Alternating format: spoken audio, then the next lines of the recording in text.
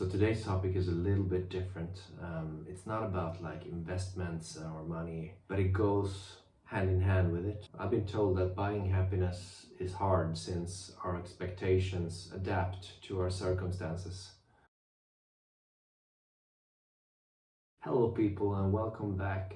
Today I'm gonna share some great advice from the investment legend Charlie Munger. So who was Charlie Munger? Charlie Munger was vice chairman of the company Berkshire Hathaway between 1976 and 2023. After Charlie's passing last year, Warren Buffett said that Berkshire Hathaway couldn't have been built to its present status without Charlie's inspiration, wisdom, and participation. So clearly, Charlie had a major role to play in Berkshire Hathaway's amazing journey to where it is today.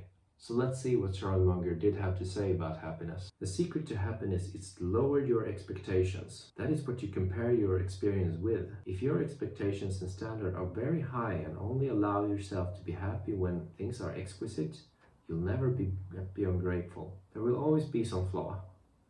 But compare your experience with lower expectations, especially something not as good, and you'll find much in your experience of the world to love, cherish, and enjoy every single moment. Well, I guess looking at others' net worth, hearing what others make, can all be inspiring, or someone on the fire journey that made it, always be inspiring. But there's also a catch of comparing ourselves to others, or comparing others with our experience. So for example, if I see someone that's already financially free, there's a danger in that. I can become inspired to see. There's also the risk of becoming unhappy. I think it goes along with being frugal. At least for me and for many others in the FIRE movement, frugality is like one of the main tools to become financially free in the end, right? To be able to invest as much as possible each month. And so what else does Charlie Munger has to say? Well, the world is not going to give you extra return just because you want it. You have to be very shrewd and hardworking to get a little extra. It's so much easier to reduce your wants. There are a lot of smart people and a lot of them cheat, so it's not easy to win. Well, this makes me think of the Buddhist saying of the more desires we have, the less happy we become, or something like this. And it makes sense, like if your only desire in the world is financial freedom, the way there is going to be shorter and happier, I think. Not sure how realistic that is, but it's worth thinking about. Maybe I don't need that extra subscription and watching sports and movies and waste my time with endless junk entertainment or junk food and all the booze and the weekends and stuff like this. Maybe I just need to take a step back, look at my life, what do I need, create my own happiness, and maybe cope when things get rough. Which leads us to the next. A happy life is very simple. The first rule of a happy life is low expectations. That's one you can easily arrange. If you have unrealistic expectations, you're going to be miserable all your life. I was good at having low expectations.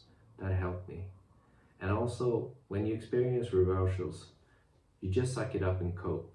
That helps if you don't just stew yourself in a lot of misery. And this is also so good, I think, except for being a great advice for happiness. It's also great advice for aiming to become financially free, because it sort of helps you become much more frugal, and it also helps you raise your energy a lot, and it saves you time. Like for example, instead of just going buy those beers, you have to buy that alcohol, go to the store, pay with your money of course, and then be having reduced productivity for the next 3 days. Reduced happiness, reduced mood.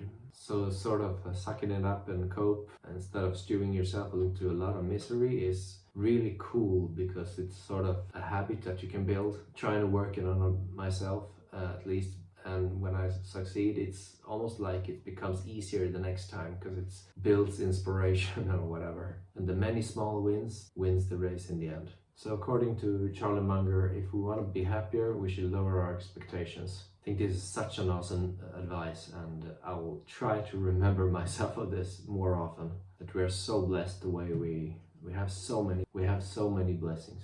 Okay, thank you so much for watching, and all the best.